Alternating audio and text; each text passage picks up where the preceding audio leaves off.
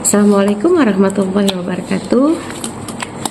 Assalamualaikum warahmatullahi wabarakatuh. Salam sejahtera untuk kita semuanya. Selamat siang pendengar Radio Kabupaten Ketapang.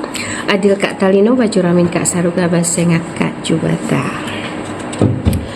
Pendengar Radio Kabupaten Ketapang tercinta, dimanapun berada, dimanapun siaran kami dapat Anda simak pada kesempatan hari ini. Selamat berjumpa kembali bersama kami untuk liputan luar. Saat ini kami tim liputan Radio Kabupaten Ketapang berada di Dinas Pemberdayaan Perempuan, Perlindungan Anak, Pengendalian Penduduk dan Keluarga Berencana Kabupaten Ketapang, yang mana dinas ini adalah dinas baru pecahan dari dinas sosial. Baik, untuk seluruh masyarakat Kabupaten Ketapang sudah ada di depan saya Ibu Leli Rusvita SP MSI. Beliau adalah Kepala Bidang Perlindungan Perempuan dan Perlindungan Khusus Anak yang baru saja dilantik pada tanggal 9 Januari 2026 yang lalu. Assalamualaikum Ibu Leli. Waalaikumsalam warahmatullahi wabarakatuh. Selamat pagi, masih pagi ya nih? Masih pagi kayaknya, iya. Pagi dan salam sejahtera untuk kita semua. Iya, kurang 15 menit menjelang siang. Ibu Leli apa kabar? Baik sehat dan semangat. Terima kasih Mbak Widya serta rekan-rekan dari kakak sudah bisa hadir di sini ya. Iya. Melihat kantor kami yang baru, yang belum 100% selesai, tapi masih dalam tahapan pengerjaan Ibu ya, karena ini kantor baru. Oh iya, Bu Leli, kami ucapkan selamat Ibu atas jabatan Kepala Bidang Perlindungan Perempuan dan Perlindungan Khusus Anak ini yang diamanahkan kepada Ibu oleh Bupati Ketapang, dan tentunya kita sama-sama berdoa jabatan ini membawa kebaikan dan keberkahan bagi ibu dan dinas ini, juga bagi seluruh masyarakat Kabupaten Ketapang. Amin. Baik, pendengar, kita akan dengerin cerita dari Ibu Leli.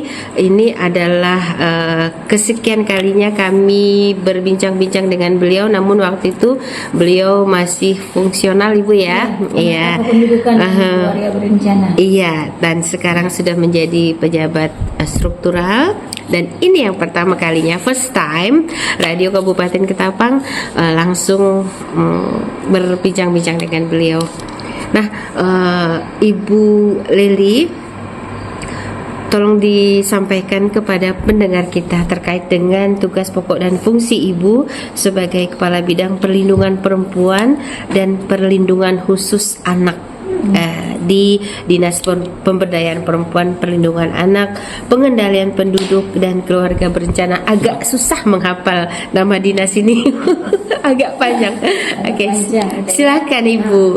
Jadi sebelumnya kita merupakan pecahan dari Dinas Sosial ya, Dinas Sosial Pemberdayaan Perempuan, Perlindungan Anak dan Keluarga Berencana. Nah, kemudian sudah berdiri sendiri lagi menjadi Dinas Pemberdayaan Perempuan, Perlindungan Anak, Pengendalian Penduduk dan Keluarga Berencana. Sebelumnya ya, izinkan saya menyampaikan bahwa seharusnya ya hadir pada hari ini adalah Kepala Dinas ya, Ibu Albertin Trikunasih. Hanya saja pada saat ini beliau sedang mengikuti musrembang kabupaten ya. Iya. Ya, termasuklah di dalamnya membicarakan persoalan perempuan dan anak gitu ya. Kemudian sepintas mungkin kami berikan sedikit gambaran tentang Dinas Pemberdayaan Perempuan, Perlindungan Anak, Pengendalian Penduduk dan Keluarga Berencana. Panjang ya. Saya kira ya berharapnya itu lebih pendek setelah dipecah, tapi ternyata malah agak lebih panjang. Singkatannya DP3 P2 KB. Jadi nama dinas ini betul-betul mencerminkan tugas dan fungsi dari dinas ini sendiri. Jadi kami berikan sedikit gambaran ya untuk mewakilkan Ibu Kepala Dinas. Yang pertama itu ada bidang pengendalian penduduk dan KB itu dipecah menjadi dua, ya, dipecah menjadi dua, yaitu pengendalian penduduk. Kemudian yang satunya lagi adalah bidang keluarga sejahtera dan keluarga berencana. Nah, kemudian untuk bidang pemberdayaan perempuan perlindungan anak itu pecah menjadi dua. Yang pertama adalah yang kita saat ini ya, kita tempati saat ini, yaitu bidang perlindungan perempuan dan perlindungan khusus anak. Kemudian ada satu bidang, yaitu bidang kualitas hidup, peningkatan kualitas hidup perempuan dan pemenuhan hak anak.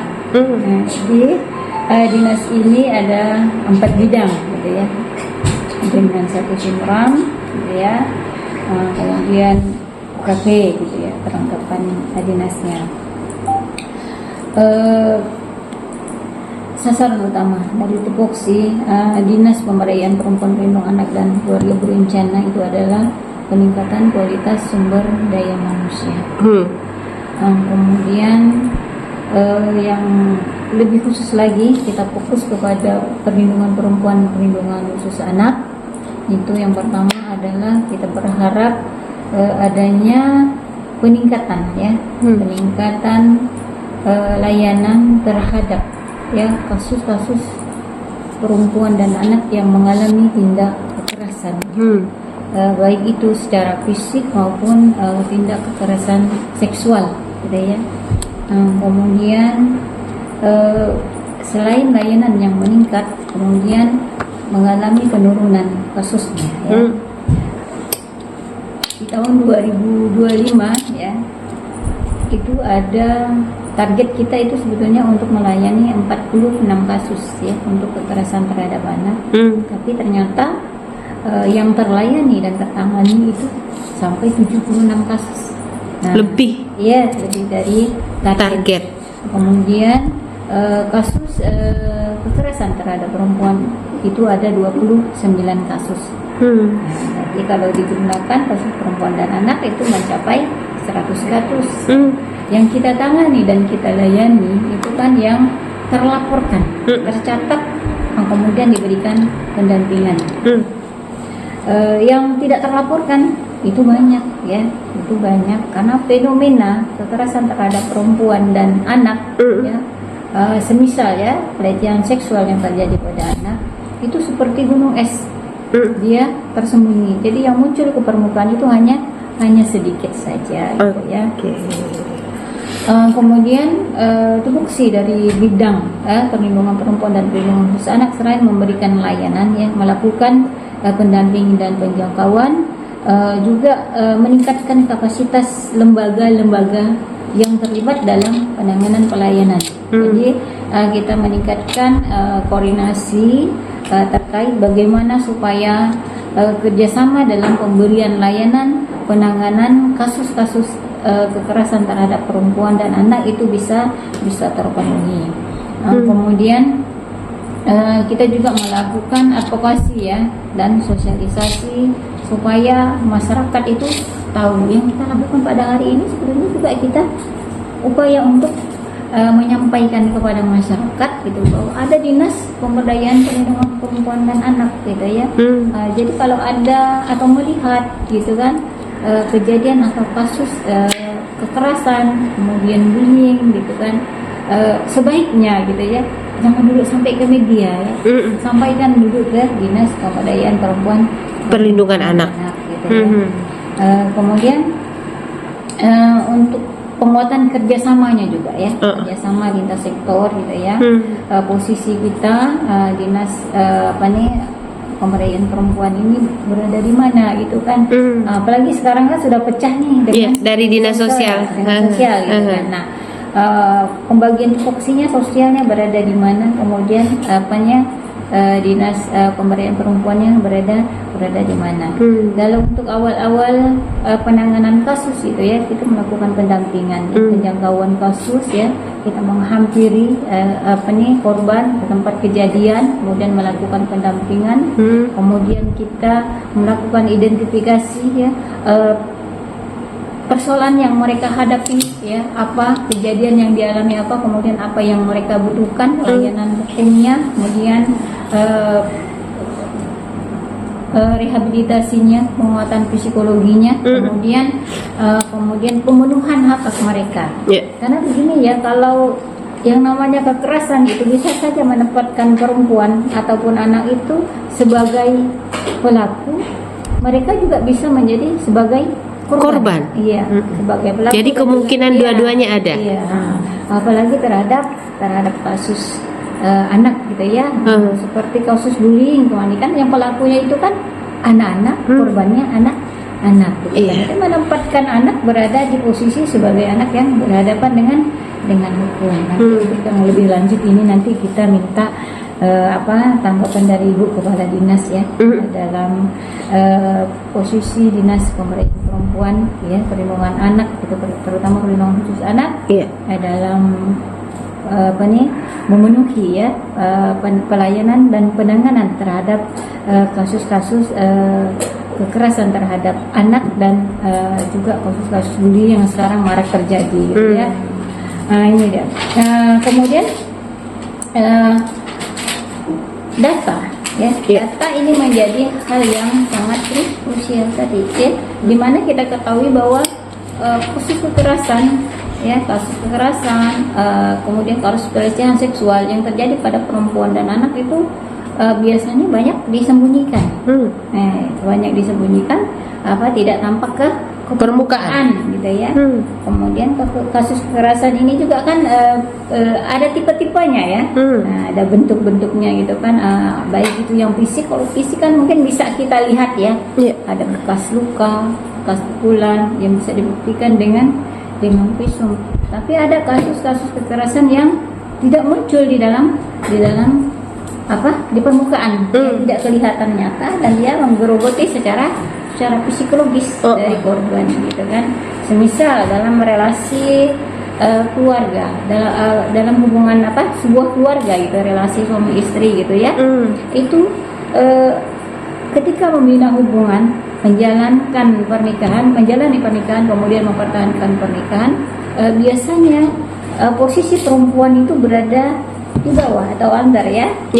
Berada di bawah.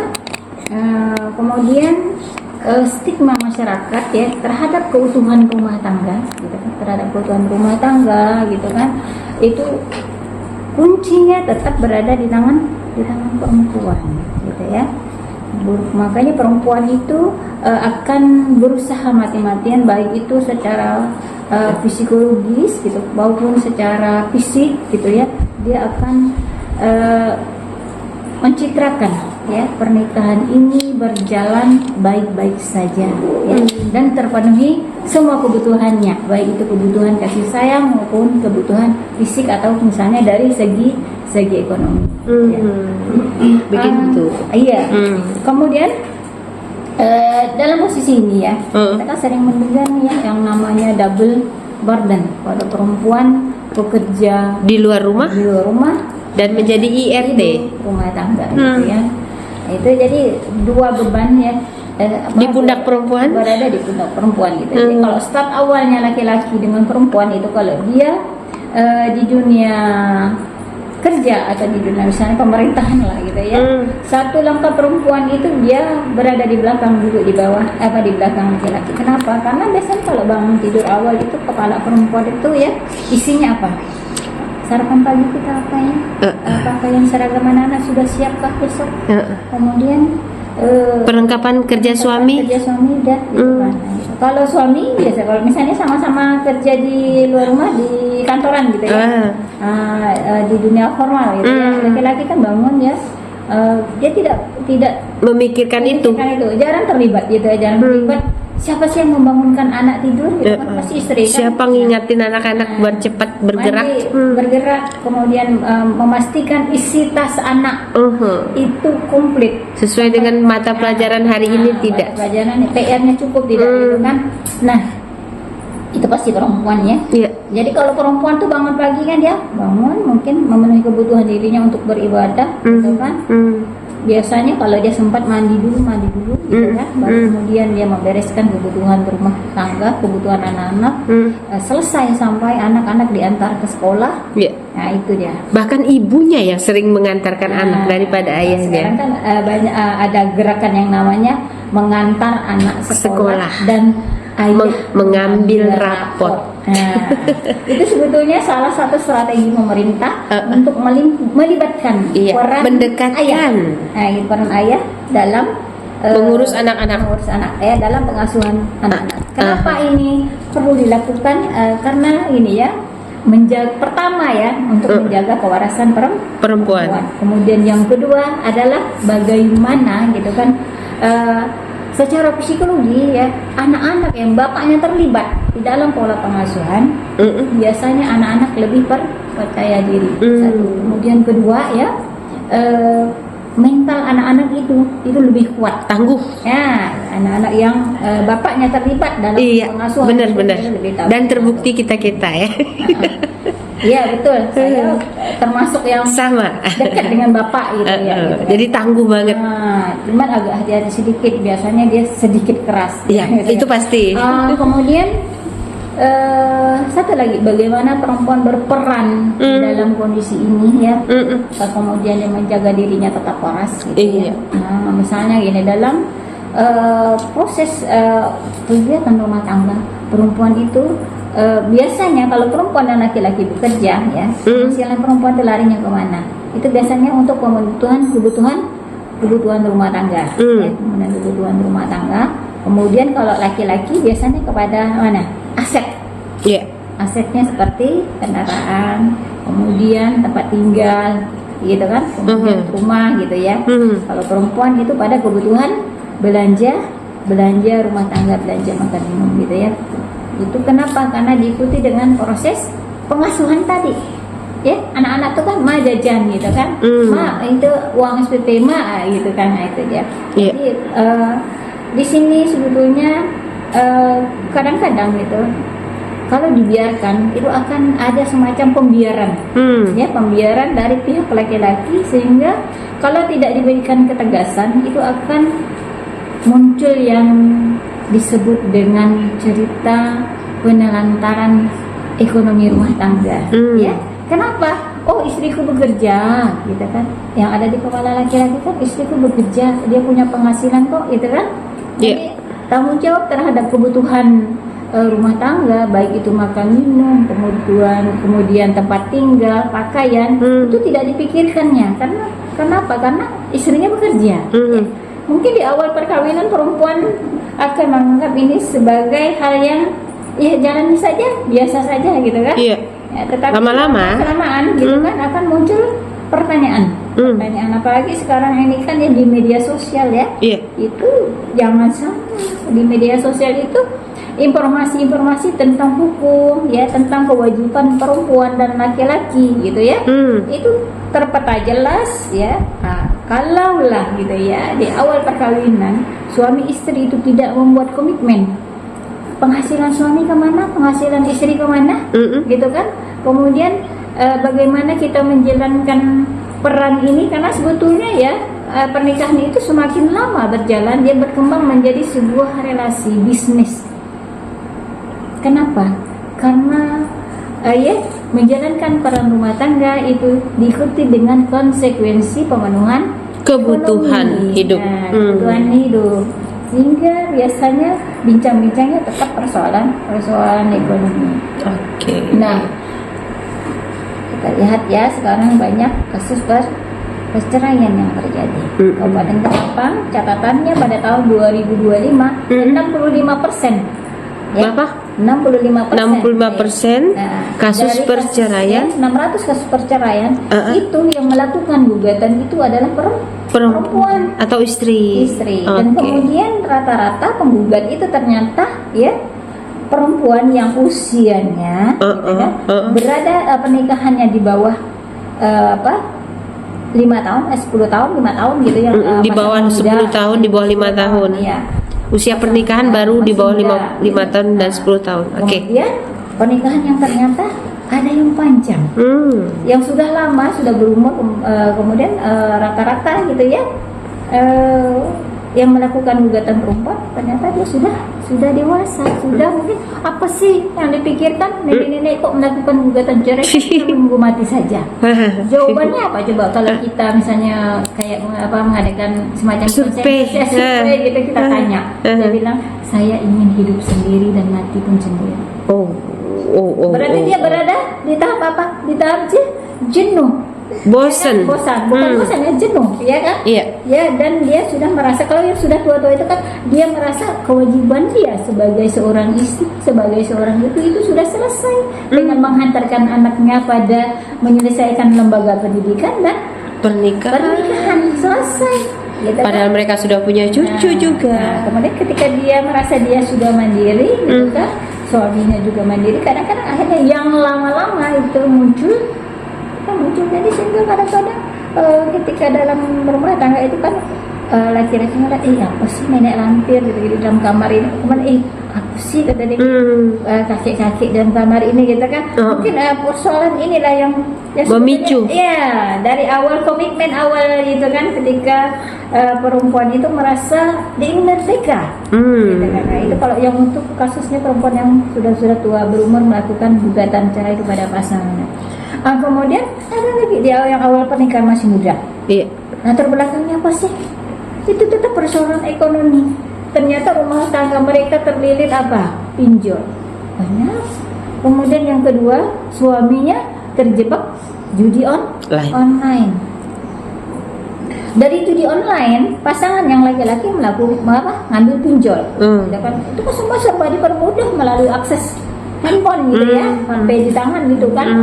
Bank tuh sekarang sudah ada di tangan kita gitu ya, bukan lagi mesti ke bank lakukan administrasi, harus disurvei apa segala, enggak lagi sekarang kan. Kalau untuk mendapatkan 10 sampai 100 juta cukup pakai ponsel saja. Nah, itu kalau judi online gitu kan.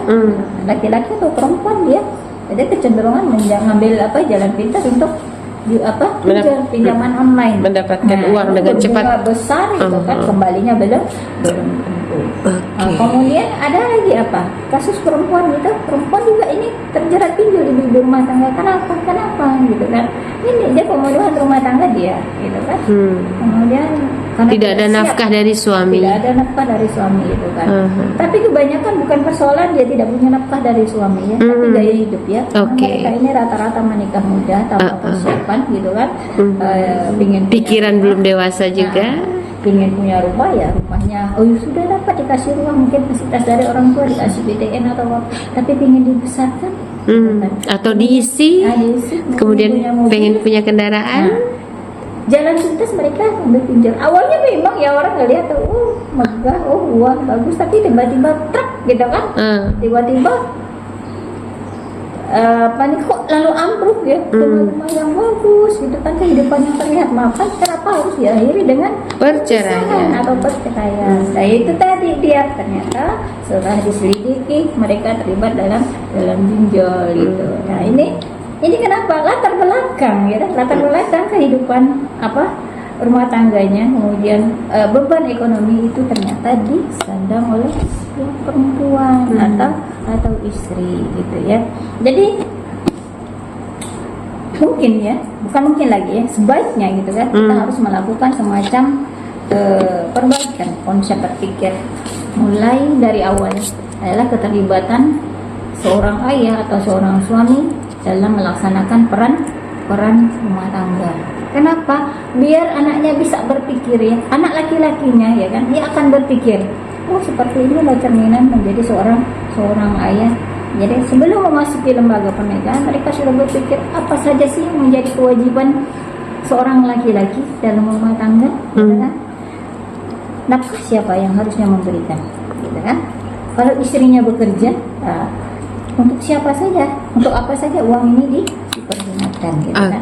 Kalau secara hukum agama ya jelas-jelas ya, kita tahu ya, memang sudah ditegaskan bahwa nafkah itu sebetulnya menjadi kewajiban suami atau suami. Apa saja nafkah itu? Itu kan makan 3 kali sehari, pakaian, tempat tinggal, kemudian tempat tinggalnya, kemudian pendidikan anaknya, kemudian gitu ya, menerapkan bagaimana misalnya pendidikan agamanya anak-anak gitu kan. Bu Leli, ternyata dinas ini dan jabatan ibu sudah 3 bulan ya. Artinya kita juga ingin tahu hasil daripada triwulan pertama di tahun 2026 ini yang sudah dicapai nih oleh bidangnya Bu Leli nih. Berapa personil bidang ibu? Dengan ibu sendiri jadi berapa? 5 saja. Minimalis. Oh, minimalis. Boleh ditambahin nggak? Boleh boleh kalau ada yang mau. Saya boleh pindah sini. Oh, jangan. Oke. Oh, berarti 5 ya. Cukup ibu? Dirasa cukup atau mungkin kurang atau bagaimana? Jadi begini. Kalau untuk personil ya, banyak atau sedikit itu sebetulnya bagaimana kita memberdayakannya. Kemudian bagaimana personel kita memahami tupoksi mereka masing-masing. Oke, yang penting kualitas ya Bu ya, bukan kuantitas. Oke, baik.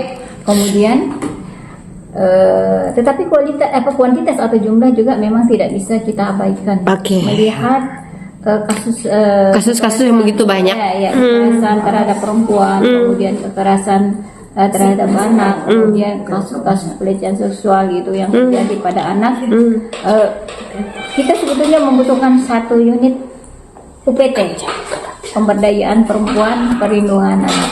Jadi butuh itu ibu ya? Betul ya, kita butuh 1 UPT untuk memberikan layanan yang optimal ya, mulai dari pelaporan, kemudian penjangkauan kasus, jadi ada pendampingan. Jadi kita harapkan itu bisa optimal. Kemudian melalui UPT juga kita bisa istilahnya melibatkan lintas sektor itu lebih dalam lagi, membuat kebijakan itu tepat sasaran untuk kepentingan perempuan dan anak. Oke, Ibu, selama kurun waktu 3 bulan lebih ini sudah berapa laporan masuk dari masyarakat terkait dengan kekerasan terhadap perempuan dan anak ke bidang ibu nih? Iya. Ada berapa Bu?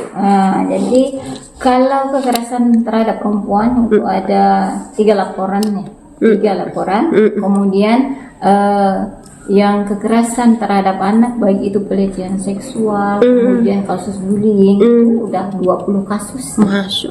Banyak banget. Kasus, ya. Saya itu agak terkejut juga begitu masuk langsung. Baru 3 bulan sudah 20 kasus. Ya, sudah 20 kasus gitu ya. Iya. Sebetulnya itu tadi ya terkait data ini ya, data yang muncul itu terkait dengan tadi fenomena gunung es itu tadi ya. Iya. Informasi yang sampai kepada masyarakat ya. Kalau dulu yang dianggap itu biasa, gitu ya, perkawinan usia anak biasa, gitu kan. Sampai-sampai kemarin itu kan ada viral ya kasus kayak ada turis asing yang datang, kemudian dia tinggal dan menetap di satu wilayah kita. Nah, kemudian tinggalnya satu rumah dengan yang di dalam itu yang kenalan dia itu anak gadis itu baru berumur 15 tahun. Itu menjadi sorotan sekali gitu ya. Kenapa? Karena isu-isu yang didengar itu dia akan menikahi anak ini. Nah, kalau kita larikan lagi pada undang-undang perkawinan gitu ya, bahwa anak itu boleh dinikahkan atau dikawinkan gitu, orang tuanya boleh memberikan izin itu 19 tahun. Minimal 19 tahun. Iya, kemudian undang-undang perlindungan anak sendiri anak gitu kan, kategori anak ada tidak boleh dinikahkan dulu 18 tahun. Nah, dengan catatan kalau sampai terjadi pernikahan itu biasanya ada kejadian khusus. Nah, ini kita juga kemarin kan melibatkan berbagai pihak termasuk mengambil informasi dari kepala desa. Nanti perkembangan lanjutnya akan kita lihat lagi. Nah, ini sebetulnya kan membutuhkan jangkauan pendampingan dan pelayanan yang khusus gitu ya. Jadi personil mungkin bisa minta ditambah dan lain sebagainya Bu ya. Sangat-sangat diperlukan. Tapi yang jelas kita membutuhkan UPT pemberdayaan perempuan perlindungan anak. UPT pemberdayaan perempuan perlindungan anak. Ya. Sangat dibutuhkan Ibu ya. Oke. Kemudian kita kan sebetulnya sudah ada KPPAD, ya, itu membantu sekali tuh dalam proses penanganan kasus-kasus terhadap anak gitu ya. Karena tidak bisa dijangkau, apalagi dengan hanya 5 personil, 20 kecamatan, 262 desa dan kelurahan. Iya. Nah, gitu kan wilayahnya. Dan luas wilayah kita juga luar biasa. Luar biasa. Sangat-sangat apa namanya, butuh effort yang tinggi untuk menjangkau tempat-tempat tersebut. Baik. Tadi sudah kita ketahui ada 3 kasus atau laporan, tapi yang tidak dilaporkan mungkin lebih dari itu terkait dengan kekerasan terhadap perempuan. Kemudian ada 20 kasus di tahun 2026 ini untuk kekerasan terhadap anak. Nah, kemarin Ibu Leli juga sempat hadir di kegiatan penyerahan anak atau bayi Sri Kandi di Rumah Sakit Umum Daerah Dr. Agus Syam Ketapang, di mana ini ditangani oleh pertama Dinas Sosial Kabupaten Ketapang, kemudian langsung diberangkatkan menuju ke Dinas Sosial Provinsi yaitu di Pontianak. Tanggapan Ibu dan pesan Ibu Leli selaku Kepala Bidang Perlindungan Perempuan dan Perlindungan Khusus Anak ini seperti apa, Bu? Agar kita tidak lagi mendengarkan berita seperti ini, mendapatkan berita seperti ini, bahkan melihat kejadian seperti ini di Kabupaten Ketapang. Silakan Ibu. Ya. 3 tahun terakhir ya, itu sudah orang membuang anak itu kan ada 3 kasus ya yang viral ya. Iya, yang viral. Yang viral di bawah gitu kan, karena supaya ini tidak terjadi gitu ya. Harapan kita kan kita berada di awal ya, pencegahan dulu, menyampaikan kepada masyarakat gitu kan. Anak ini kan terlahir dari hubungan antara laki-laki dan perempuan, baik itu secara sah di dalam lembaga perkawinan ataukah di luar lembaga perkawinan gitu ya. Nah, kalau dia lahir di dalam lembaga perkawinan, biasanya kan ditunggu dinanti dan tidak ada masalah. Iya. Tapi kalau lahirnya di luar lembaga perkawinan, itu yang menjadi masalah, gitu kan?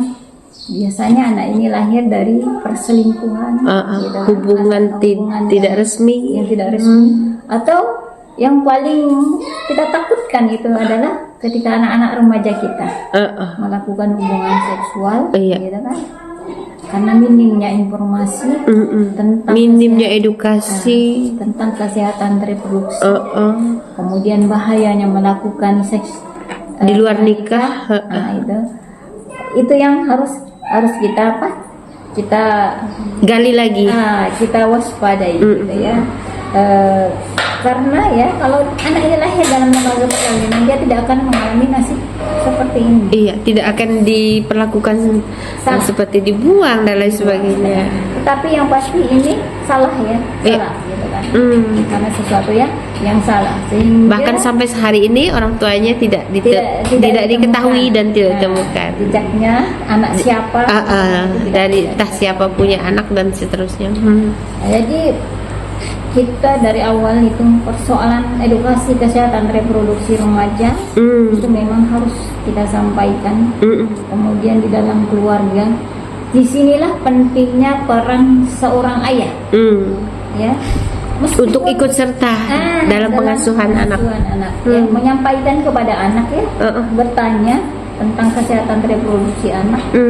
Itu tidak masalah ya seorang ayah gitu bertanya pada anaknya, kamu sudah datang menstruasi, kan? Kamu sudah mimpi basah, bertanya kepada anak lelaki. Kenapa? Karena dari pertanyaan ini yaitu jawabannya itu akan mengedukasi anak. Iya. Ya, nantinya pasti anak akan bertanya nih. Ya. Karena kalau sudah mimpi basah, anak laki-laki itu sudah bisa menghamili. Anak perempuan sudah datang menstruasi, sudah bisa hamil. Meskipun umurnya baru 10 tahun. Karena secara biologis dia sudah perempuan dewasa, kan ditandai dengan datang menstruasi atau datang bulan gitu ya. Anak laki-laki sudah mimpi basah, sudah keluar spermanya. Nah, ini yang harus disampaikan kepada anak-anak. Jadi orang tua menyiapkan gitu ya. Pertanyaannya bagaimana kalau keluarga itu misalnya divorce atau berpisah atau bercerai, tetap ya peran seorang ayah itu tetap harus jalan gitu kan. Iya. Bagaimana seorang anak perempuan yang dekat dengan ayahnya ketika dia di usia remaja, kalau Mama Dewi cerita kan, nah ternyata itu membangun kepercayaan diri anak perempuan terhadap laki-laki. Kemudian dia bisa memilah atau membedakan ya pelukan dan kasih sayang seorang ayah itu beda dengan pelukan dan kasih sayang laki-laki yang bukan mahramnya gitu kan. Jadi dia bisa memilah di sini ya. Oh salah ini gitu kan, bahwa dekat dengan laki-laki itu harus ada tahapan, ada batasan-batasannya. Kalau dengan ayah itu ya siapa orang yang melindungi. Oke. Satu lagi ya, baru kasus pelecehan seksual atau kekerasan kepada anak itu juga banyak terjadi dan pelakunya ternyata orang-orang di sekelilingnya, orang-orang dekat mereka. Oke. Jadi di sini juga seorang ibu juga harus bisa memberikan warning kepada anaknya gitu ya, bahwa oh ayah tuh cukup sampai di sini loh. Gitu kan. Kalau mengurus anak itu cukup dari kepala sampai ke pundak, merangkul itu boleh gitu ya. Tapi kalau dari pundak sampai ke lutut itu daerah yang dilihat pun sebetulnya itu tidak boleh gitu, baik itu oleh seorang ayah, apalagi laki-laki yang di luar sana. Ini yang harus kita tekankan kepada anak. Oke, begitu Bu ya. Baik, yang terakhir Ibu, pesan Ibu kemarin anak apa namanya? Serikandi, bayi serikandi. Generasi generasi berencana itu di bawah dinas ini juga kan Bu ya. Oke. Kemarin ada Ibu Kepala Dinas juga hadir di pengukuhan Bunda dan Ayah Genre kecamatan. Jadi ada juga si Fando kemarin. Jadi Fando ini masih putra apa namanya? Jabatannya masih genre ya Bu ya? Duta genre maksud saya. Oke. Fando masih duta genre. Belum ada pemilihan baru Bu? Oh iya, kebetulan ini ya, karena saya sudah dipindahkan ke sini ke bidang perlindungan perempuan dan anak. Jadi di dinas ini kan ada 2 forumnya anak, tetapi adanya di bidang pembinaannya khusus ya, spesifik di bidang peningkatan kualitas hidup perempuan dan pemulihan anak-anak. Oh, berarti di sana. Oke, nanti kita forum anak. Iya, nanti kemudian forum genre. Forum genre di bidang kesejahteraan keluarga dan keluarga berencana. Ada 3 bidang kah di sini Bu? 4 ya. Oh iya, 4 bidang. Pengendalian penduduk. Oh iya, oke. Forum genre sekarang itu seolah-olah sudah menjadi masa lalu saya. Oke, siap. Terima kasih Bu. Oh iya. Tapi Pandu memang masih duta. Iya, baik. Masih duta ya. Jadi nanti kita ke kepala bidang yang lainnya. Jadi ada 4 bidang. Ada 4 bidang. Iya. Sesuai dengan namanya ini, pemberdayaan perempuan, perlindungan anak, pengendalian penduduk dan keluarga berencana. Jadi bidangnya pemirsa banyak banget. Ini ada 4 ya, lumayan. Dan ini tentunya menjadi PR kita bersama Ibu ya. Bukan hanya dinas ini yang mempunyai tugas dan kewajiban, ini adalah PR kita bersama, terutama sekali ayah dan ibu di rumah. Pastinya begitu ya Bu ya. Ya, betul.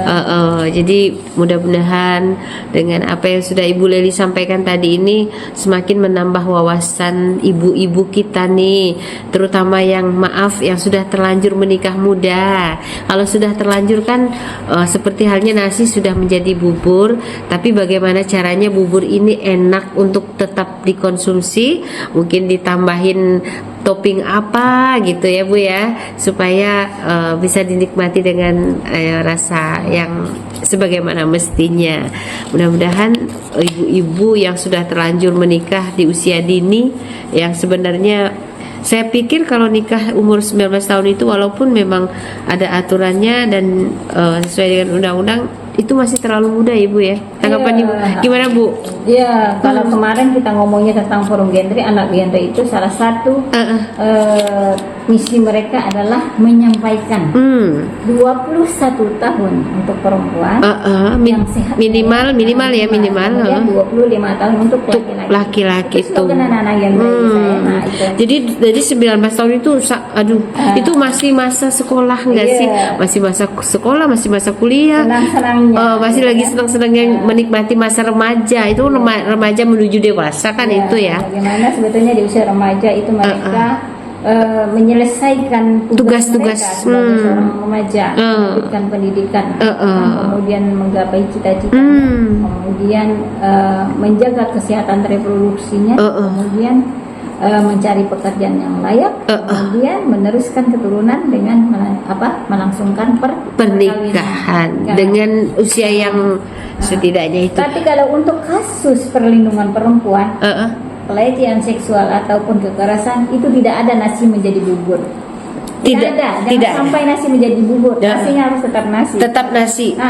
Maka kita sampaikan kepada masyarakat jangan sampai ini terjadi. Kita mendorong ini supaya kalau masyarakat melihat hal-hal yang janggal, gitu kan, takut untuk melaporkan.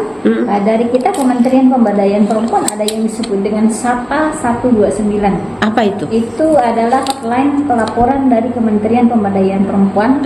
Nomor kontak teleponnya 08 satunya 4 kali 29 129. Nah itu SAPA ya. 129 ya. Betul ya, SAPA 129 ya. Kemudian untuk Dinas Sosial Pemberdayaan Perempuan Perlindungan Anak juga ada hotline-nya berapa Kak Nia? Pak saya itu ya. Nanti kita cantumkan. Nanti akan kita cantumkan ya, kita sampaikan. Iya. Yang utama ya ini untuk masyarakat yang jauh dari jangkauan kita ya. Dari Kementerian Pemberdayaan Perempuan sendiri ada SAPA 129 08 satunya 4 kali kemudian 129 129. Ya, jadi untuk menyampaikan laporan ada misalnya indikasi gitu kan, yang kita takutkan datangnya turis keluar ke Indonesia, kemudian menumpang makan tidur menginap gratis di rumah keluarga, kemudian yang kita takutkan ya memanfaatkan anak-anak gadis kita di sekitar kita ya, dengan iming-iming cinta dan perkawinan, apalagi anak-anak di bawah umur gitu kan. Nah itu masyarakat kalau misalnya terbentur, oh ini keluarga, ini apa, ini boleh lapor nih pada SAPA ya, atau ke dinas kita ya, langsung ke dinas pemberdayaan perempuan perlindungan anak ya. Iya. Pengendalian penduduk dan keluarga berencana. Panjang. Agak lama saya bisa menghafal ini. Saya yang di sini pun gitu. Maklum. Kemarin ketika ditanya, Bu, ibu jabatannya apa? Ada yang lihat buka ini dulu, buka contekan dulu. Apa ya? Saya bilang perlindungan perempuan, perlindungan khusus anak. Baik, Ibu Leli, mungkin itu saja Bu. Ada lagi tambahan sebelum kita tutup Ibu? Pesan-pesan ininya untuk anak-anak nih yang masih yang udah kepengen nikah tapi sebenarnya mereka ada kesempatan untuk kuliah dan sebagainya. Silakan Ibu. Ya. Kalau kata nasi sudah menjadi bubur, 21 tahun udah tidak tercapai, terjadi perkawinan ya. 1. Selesaikan tugasnya, melanjutkan pendidikan. Karena dari pendidikan basic untuk mendapatkan keterampilan itu menjadi bekal bagi anak-anak yang menata kehidupan berkeluarganya, menjadi anggota masyarakat ya, terlibat aktif dalam kehidupan bermasyarakat. Kemudian untuk melahirkan atau menciptakan generasi penerus yang lebih baik gitu kan, tetap lanjutkan pendidikan, tingkatkan keterampilan gitu ya. Kemudian pada anak-anak remaja kita yang belum menikah, tolonglah dijaga. Jauhi seks nikah. Kenapa? Karena seks itu ya obatnya itu susah.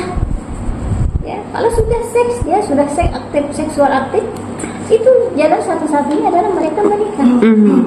Kalau tidak, dia akan mencari. Karena laki-laki itu nanti dia punya pacar di sini, pacar di sini. Untuk apa? Untuk pelepasan saja. Ya, kalau anak perempuan jangan mau diiming-imingi dengan kata Apapun. cinta padamu gitu kan. Lalu dengan cinta, kau bah enggak cinta gak dengan aku? Ish. Nah, gitu kan. Ada anak perempuan, jaga diri ya, batasi diri ya. Lihatlah apa yang dikatakan laki-laki, aku cinta padamu. Itu tidak ada cinta padamu kalau belum sampai kepada jenjang Nikah. perkawinan gitu ya. Itu saja. Oke. Jauhi seks Nikah. Kalau sudah terlanjur menikah, selesaikan pendidikannya untuk mendapatkan keterampilan yang lebih baik. Mumpuni. Itu saja. Oke, baik. Terima kasih Bu Leli atas waktunya, ilmunya, dan kesempatan kami bisa diundang di kantornya Ibu ini. Luar biasa. Baik, pemirsa, demikian tadi bincang-bincang kita dengan Ibu Leli Ruspita SPMSI, Kepala Bidang Perlindungan Perempuan dan Perlindungan Khusus Anak. Ya, mana beliau sudah bertugas 3 bulan ya. Pas hari ini 3 bulan Ibu. 9 Januari ke 9 April. 3 bulan kan? Nah, iya, kita ngitung kan. Pas ya itu. Iya, pas banget ya. Memang saya tinting tanggal 9. Biar pas 3 bulan. Baik, pemirsa, saya Wilya dan Kak Hapia mengucapkan selamat siang, sampai jumpa. Salam dari Radio Kabupaten Ketapang dan Dinas Komunikasi dan Informatika Kabupaten Ketapang. Assalamualaikum warahmatullahi wabarakatuh. Waalaikumsalam.